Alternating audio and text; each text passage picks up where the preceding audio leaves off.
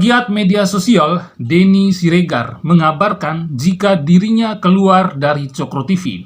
Hal itu disampaikannya melalui unggahan di akun Twitternya @dennysiregar7.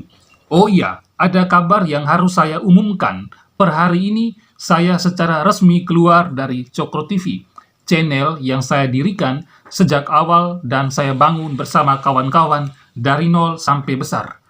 Cuitnya Denny Siregar secara tersirat mengaku keluar dari Cokro TV agar bisa lebih bebas dalam bersuara. Saya tetap ada di 2045 TV dan mungkin bikin channel baru supaya bisa bebas dan merdeka dalam bersuara, tulisnya. Mari kita terus bersuara demi tegaknya hukum di negara demokrasi ini, sambungnya. Sementara itu, pegiat media sosial Ade Armando mengaku sedih dengan pengunduran diri Denny Siregar dari Cokro TV. Demikian dikatakan Ade dalam cuitan di akun Twitternya @adearmando61. Sedih mendengar Denny Siregar mengundurkan diri dari Cokro TV. Cuitnya, meski sering berbeda pandangan, kata Ade, dirinya tetap menganggap Denny sebagai YouTuber terbaik di Indonesia. Saya mungkin sering berbeda pandangan dengannya, tapi saya tetap menganggap dia salah seorang YouTuber terbaik di Indonesia. All the very best Denny, katanya. Nah pemirsa, memang kita sempat dikagetkan dengan Denny Siregar, salah satu host dan pendiri channel YouTube Cokro TV, yang sudah mengundurkan diri dari Cokro TV. Padahal sebelumnya, seperti yang sudah kita ketahui, Denny Siregar adalah salah satu pendiri Cokro TV waktu itu bersama dengan teman-temannya seperti ada Eko Kuntadi dan Ade Armando, kurang lebih seperti itu. Dan Cokro TV yang dia dan teman-temannya dirikan ini tujuannya adalah mengawal pemerintahan Presiden Jokowi dan juga menangkal kelompok intoleran radikal.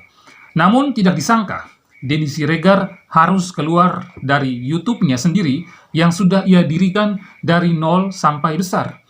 Adapun alasannya cukup mengagetkan, yaitu terjadinya silang pendapat antara Denny Siregar dan orang-orang Cokro TV. Yakni ada videonya Denny yang mengkritik terkait dengan dinasti politik keluarga Presiden Jokowi yang di take down atau dihapus oleh pihak Cokro TV. Nah, menurut saya terkait dengan kritikan Denny Siregar itu bagus dan saya setuju. Menurut saya, alasan Denny Siregar kritik soal masalah itu adalah karena dia adalah pendukung Jokowi yang sayang sama Presiden Jokowi.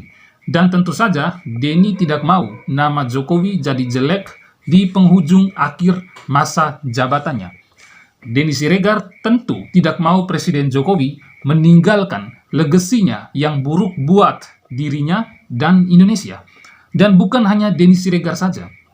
Saya yakin kita pendukung Presiden Jokowi juga tentu tidak mau Presiden Jokowi dicitrakan atau dinarasikan sebagai presiden yang dengan kekuasaannya kemudian membangun dinasti politik keluarganya. Dan tentu saja suara kritikan Denny Siregar terhadap Jokowi itu adalah untuk mematahkan narasi-narasi yang selama ini dibangun oleh tokoh-tokoh politik yang berseberangan dengan Jokowi dan sebagian masyarakat Indonesia yang memang selama ini anti terhadap pemerintahan Jokowi. Karena di luar sana, mereka-mereka itu banyak membangun narasi-narasi miring tentang Presiden Jokowi yang menurut mereka Presiden Jokowi sedang membangun dinasti politik yang mana semua anak-anak Presiden Jokowi dilibatkan atau terlibat dalam urusan politik. Narasi-narasi seperti itulah yang bisa mengakibatkan terciptanya kecemburuan sosial di tengah masyarakat. Masyarakat akan berpikirnya begini, enak jadi anak presiden. Anak-anaknya tidak perlu berjuang susah payah, berdarah-darah, dan berkeringat. Asalkan membawa nama ayahnya, mereka akan terpilih menjadi kepala daerah dan lain sebagainya. Sedangkan anak-anak rakyat jelata harus berjuang keras, penuh keringat, darah, dan air mata. Itu pun syukur-syukur kalau mereka lolos.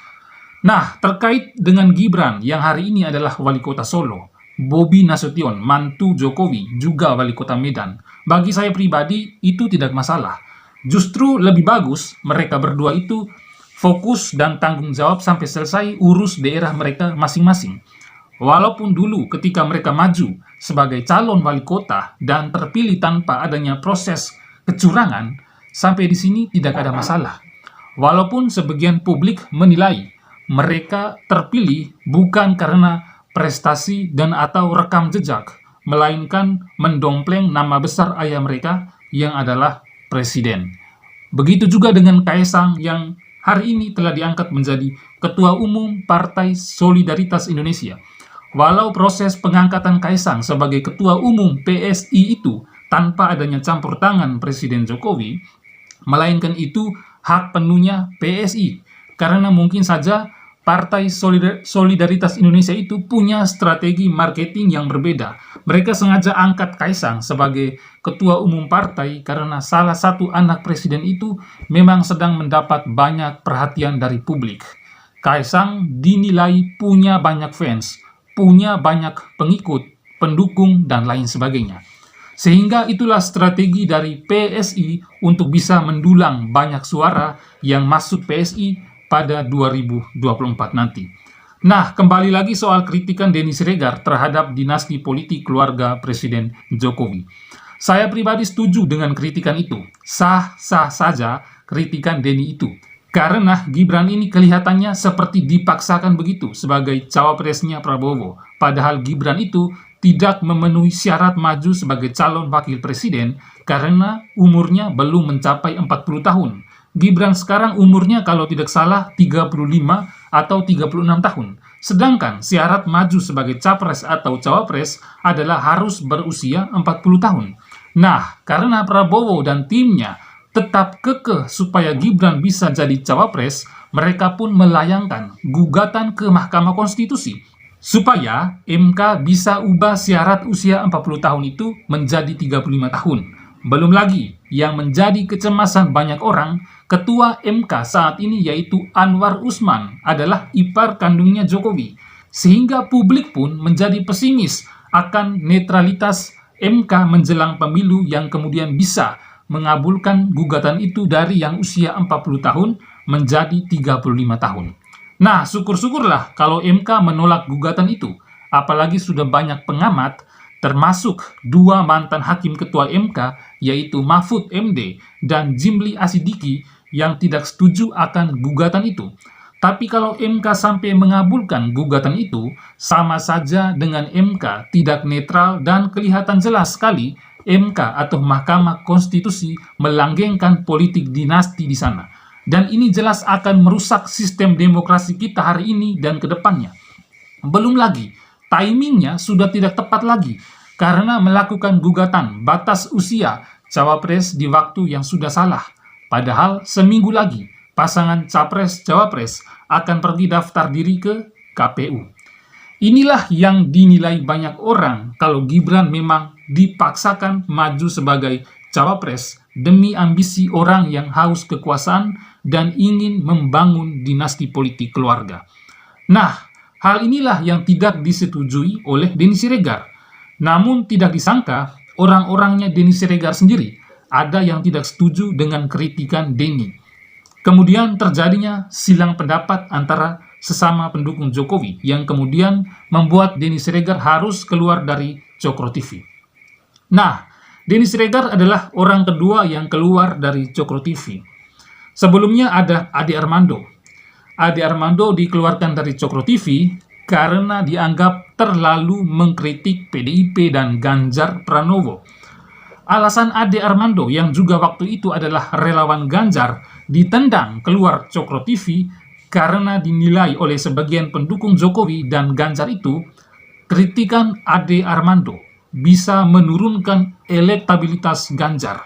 Padahal menurut saya kritikan Ade Armando itu bagus dan sah-sah saja karena Ade Armando tidak setuju Ganjar disebut oleh Megawati dan orang PDIP sebagai petugas partai. Saya juga setuju sama Ade Armando bahwa Ganjar itu bukan petugas partai, tapi petugas dan pelayan rakyat. Karena Ganjar nanti dipilih oleh rakyat, bukan dipilih oleh partai politik.